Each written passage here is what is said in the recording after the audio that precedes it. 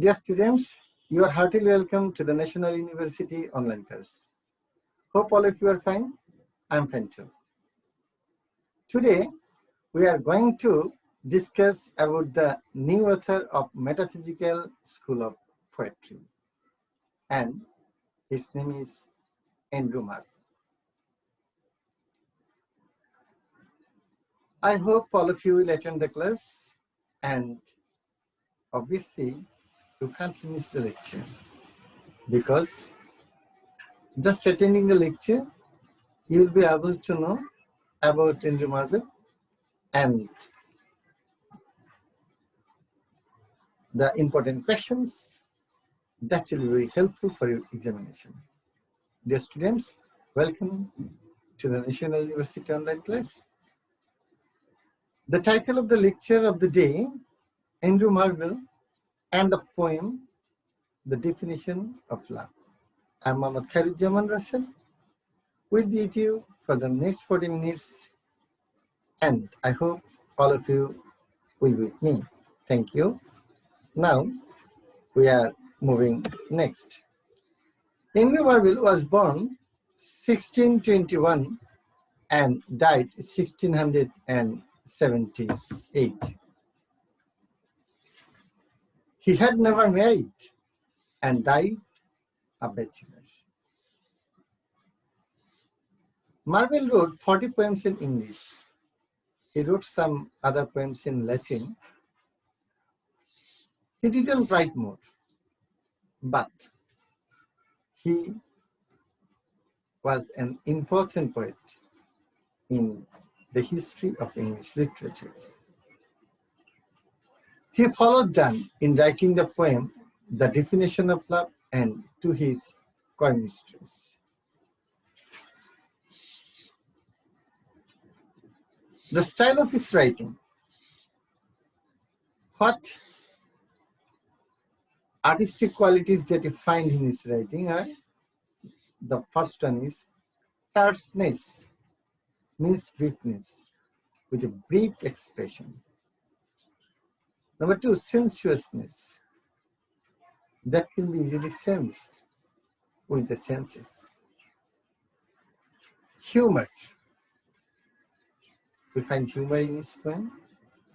Suffering and distress, we also find distress and suffering. In his metaphysical poem, the characteristics that are found here, the characteristics that you find in Andrew Marvell, especially in case of metaphysical poetry, we find the characteristics that are use of conceit and wit. He used conceits and wit in his metaphysical poems. Concrete imagery. Then we find abrupt beginning. In his poem, we find abrupt beginning. Terseness means briefness. Precise. He expressed his thoughts with very brief and maintained terseness. The definition of love and To His Coy Mistress are the two major metaphysical poems written by John Donne. Now we are going to discuss about the poem, The Definition of Love. What is the definition of love according to Andrew Marvell? He expressed in his poem, my love is of a birth as rare. Means his love is not common. Rather, his love is very rare. As it's for object strange and high. Means its object is strange. Means the target, the destination of his love is very strange and high. It was begotten by despair. It was begotten by despair. Means its birth was by despair upon impossibility. Means despair is the father of love and impossibility. Impossibility means that is not possible. So where you find despair means nothing can be achieved there. Hopelessness, impossibility, that is not possible. So the love, who is the father of the love, if he is impossible, despair with impossibility, then it can be easily identified that the love cannot be achieved. The love cannot be fulfilled. This is the first quatrain. And from the first quatrain, we find the father of love means despair upon impossibility. Okay, next quatrain. Magnanimous despair alone could show me so divine a thing. Magnanimous despair. Despair becomes magnanimous. Means hopelessness expansion. Hopelessness increases. This vast despair could show me so divine a thing. Divine a thing means love. Where feeble hope, the hope that is very, very, very slow hope, means that is not easily identified, that cannot be easily seen. It's very weak hope. Could never have flown. The hope, everyone, whenever, where there is life, there is hope. Where there is hope, there is life. But the hope is very weak. With hope, man flies to his destination. Man wants to live and he thinks that he will get something in future. He flies with the wings of hope. But here, we find that feeble hope could never have flown. It had never flown. Hope has not flown at all. So this hope is not actually considered to be fulfilled at all. But vainly flapped its tinsel wing. But vainly means future. Flapped its tinsel wing. Tinsel wing, the wing that is shining, but a very little shining, which is shown far away. But here the speaker doesn't know. And more or less he thinks that his hope is so weak and feeble that it might not fly at all. Means his love will not be fulfilled. His love will not be attached with any physical touch. Third quatrain. And yet I quickly might arrive, and yet I quickly might arrive, where my extended soul is fixed. Here we find that the soul is given preference. Then yet quickly might arrive where my extended soul is fixed. Extended soul means it is not physical, rather it is spiritual. The soul were fixed, but fate does iron wedge drive. He wants to mix with his beloved, but wants to get his love, but fate does iron wedge drive. Fate does iron wedge. Iron wedge that is used to divide any wooden things into two. This means wedge, which is used as a cutter. You know it, it is like an X. So fate does iron edge drive. Whenever it is drive between the two lovers, just think, when the two loves wants to get together, but this two love is getting together. But in the middle, whenever iron age is just driving, then the two lovers will have to be separated because they can't mix with each other because of iron wedge. So who plays the vital role here? Fate.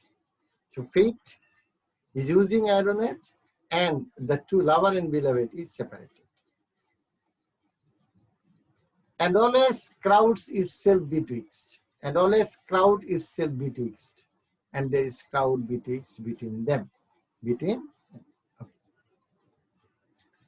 Next question. For fate with jealous eye does see. Fate becomes jealous to the beloved and beloved because fate becomes very jealous, envious, and he doesn't want that lover and beloved will get together. Two perfect loves. Two perfect loves means two perfect loves. The love between lover and beloved, and their love is pure, their love is not impure. Nor lets them close, nor lets them close. Here the poet says, here the speaker says, the two perfect loves, the love is so perfect and so pure that it doesn't get them mixed with each other, because if they mixed, their love might be impure. So pure love is also a barrier of making a physical relation between the lover and beloved. So here the speaker says, two perfect loves, nor lets them close. Their union would her ruin be? Because their union, whenever lover and beloved become united, their love will be ruined, spoiled, impure, deflowered. Their love will be deflowered, impure, and spoiled. And their tyrannic power depose. And the pure love uses tyrannic power depose.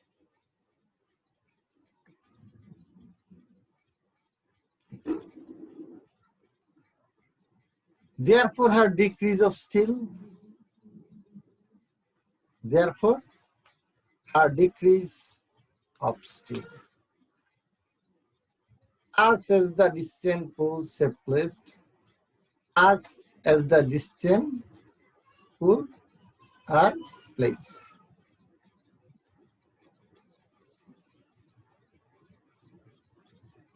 As the distant pools have placed, though love's whole world on us doth will, not by themselves to be embraced. Not by themselves to be embraced. Here we find that, and therefore her decrees of steel. Decrease means order of steel.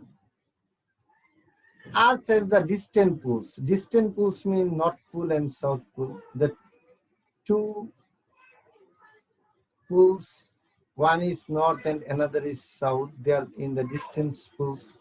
Have placed. Pure love has placed them, the two poles, on the earth.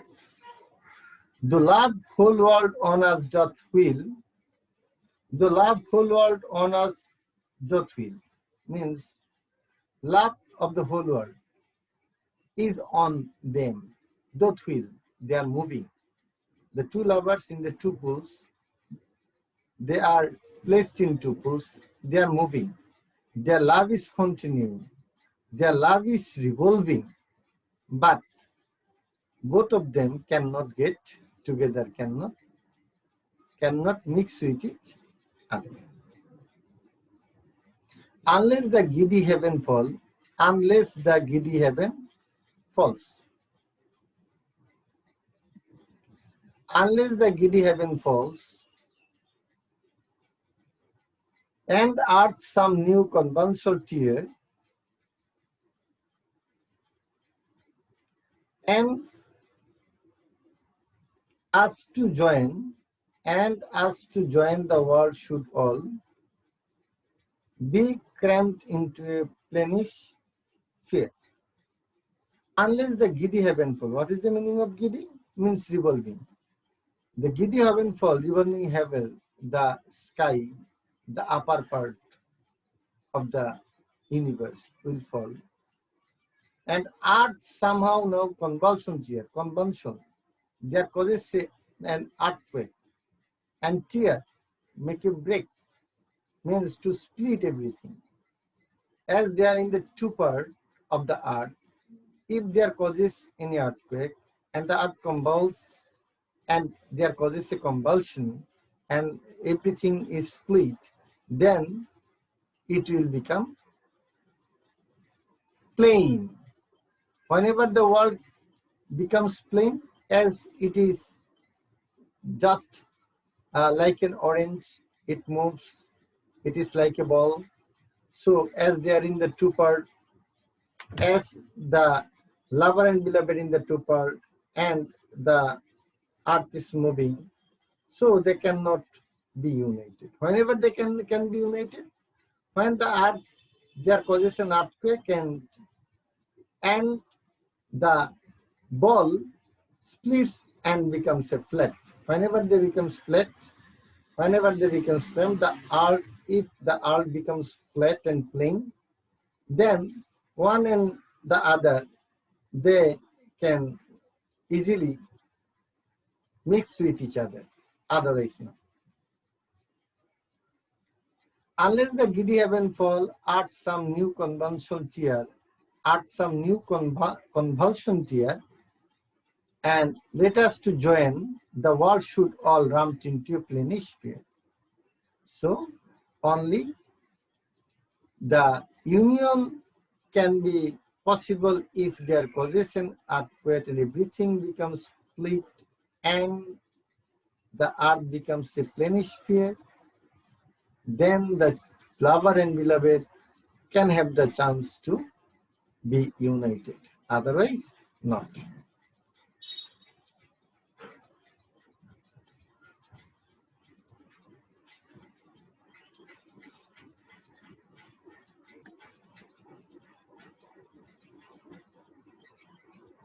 Okay, as lines so laughs, oblique me well.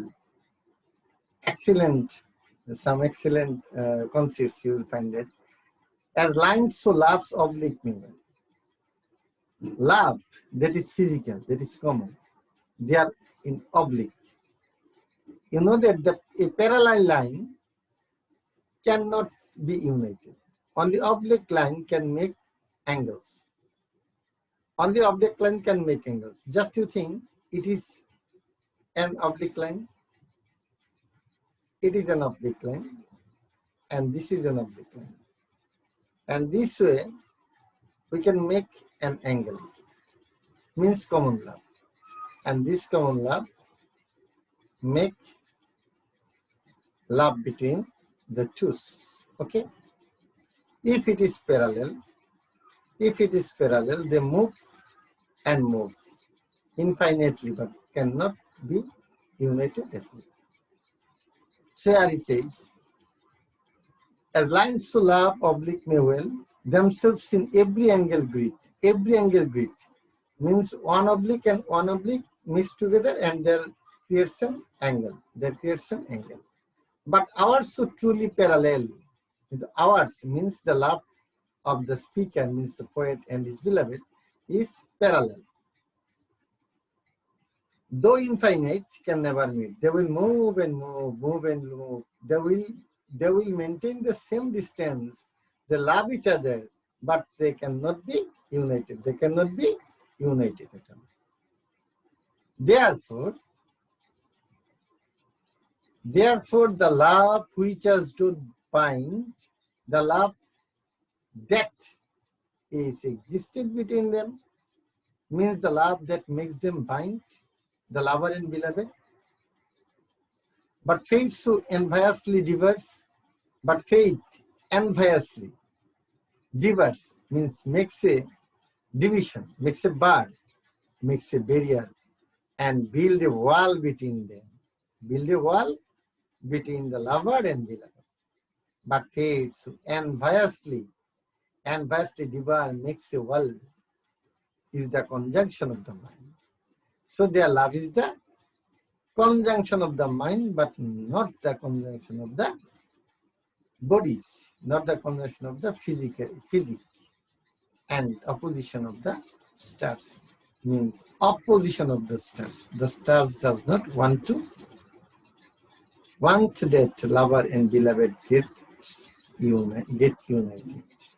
So here fate is the main barrier of the union of lover and beloved, means the speaker and his beloved, the poet and his beloved.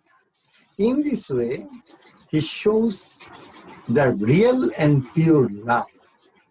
So, according to Andrew Marvell, what is the definition of love actually? What is the definition of love? Tell me, dear students. According to him, the love that exists between a male and a female, a lover and his beloved, which is not impured by the touch of each other, by the union of each other, is called love. That means pure love. That means spiritual love. That means the love that is divine. It is higher, not in higher. It can be placed as the highest because this love cannot make anyone impure. So it is only sensed but cannot be deflowered by the touch of each other. So this love is divine, and such a divine life has been presented with some conceits by Andrew Marvell in his poem, The Definition of Love. Okay. Now we are going to discuss about the meters and structure of the poem. Meter. The poem is octasyllabic iambic quatrain. Octasyllabic means there are 8 syllables in each line. Iambic quatrain. Quatrain means 4 lines. Octasyllabic means 8 syllables. Iambic means a meter where there is 2 syllables, the straight syllable is followed by an unstressed syllable, but in which the first syllable is unstressed and second one is stressed, is called iambic. Okay. In the poem, we find 8 stanzas. How many stanzas do we find? 8 stanzas. Okay. Each stanza contains 4 lines, meaning a quatrain. Each stanza contains 4 lines. How many lines? 4 lines, meaning a quatrain. Example, we can show here the first one. My love is of a birth as yet. This is the first line of the poem. My, a syllable. Love, a syllable. Is, a syllable. Of, a syllable. A syllable. Birth, syllable. As, syllable. Rare, syllable. 1, 2, 3, 4, 5, 6, 7, 8. Okay.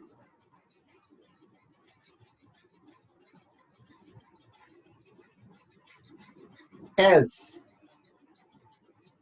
its for object, strength, and height. 1, 2, 3, 4, 5, 6, 7, 8. It was B got 10 by this here 8. Up on im pos C B li T 8.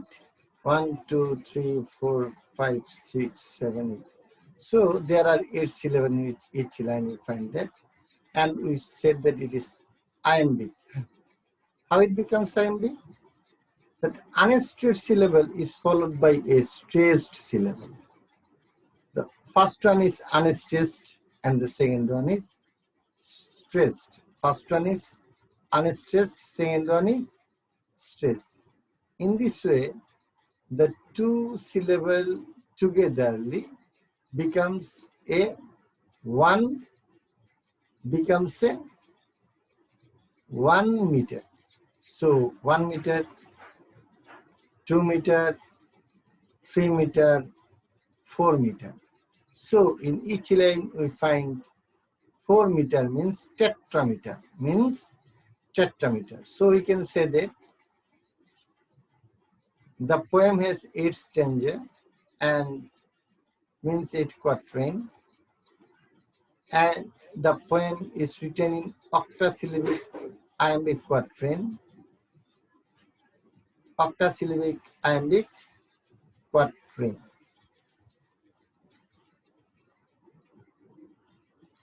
Okay, fine. Now we can find on the screen that the theme of the poem means actually what have we found in the poem. In the poem we find that the poem is written on actually love, the definition of love. And we find that the love is divine. Love is divine. Means the love that is not impure, actually 100% pure. Number 2, perfect love is spiritual union, but not a physical one. Through the definition, the poet here expresses that the perfect love is spiritual union, but not a physical one. He gives emphasis on spiritual love, not physical love.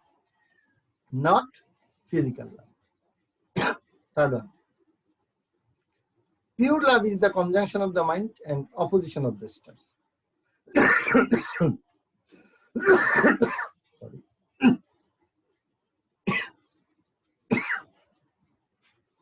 Pure love is the conjunction of the mind and opposition of the stars. Means pure love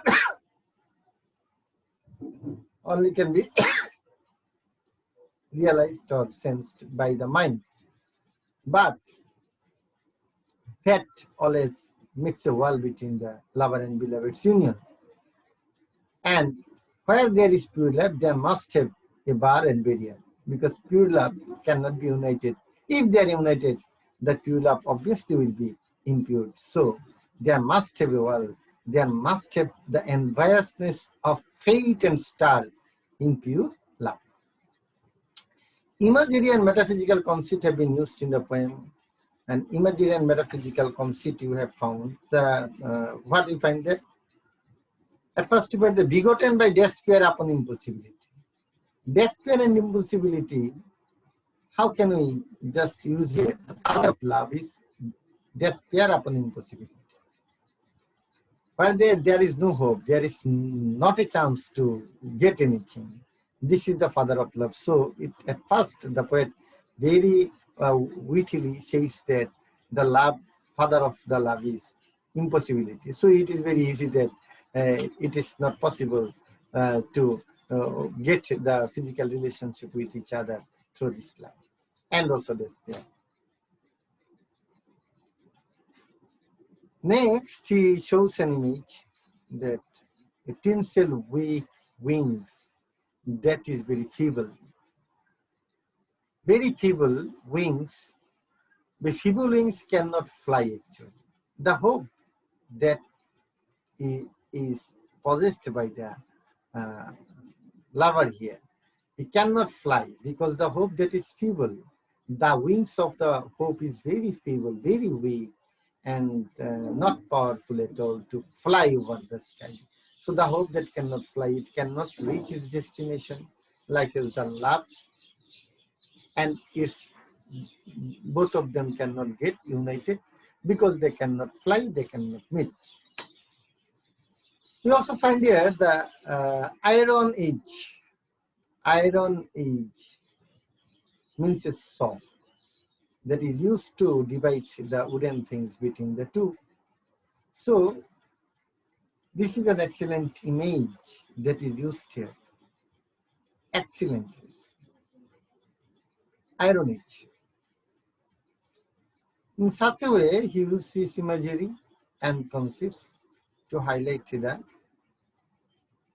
definition of love. He says, begotten by despair upon impossibility. We already discussed it. It is a concept. And despair and impossibility, despair upon impossibility is the father of love.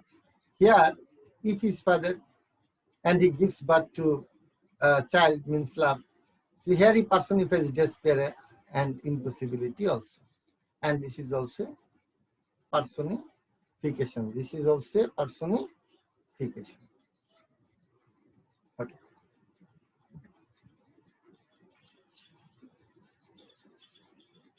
Important questions that we are going to learn on the light of the two poems, the definition of love and to his chemistries. Card-deep theme. Dear students, you give focus on the three questions. And obviously, so far I think if there's something unwanted, anything is caused, you obviously get a single question from the three one. Obviously, you write down card-deep theme. We will discuss in the next class card-deep theme theory. Metaphysical traits in the poems of Marvin. Already half done, means the definition of love. We discussed about the metaphysical traits of Marvin. And critical appreciation of the poem to his chemistries. And to his chemistries, card-deep theory and to his chemistries. Into his chemistries, you will get the card-deep theory. And so the two questions we are going to discuss in the next class. Obviously, you will not miss the class and attend the lecture. And the first two one, the middle one has already been discussed. So I hope you will make a note and then you will try to write down your answers in your home. And if you are unable, just give me a mail. I have already in the first slide shown you my email address, and then I will help you by mail. Okay, dear students. Now, we are discussing about the critical points of the definition of love.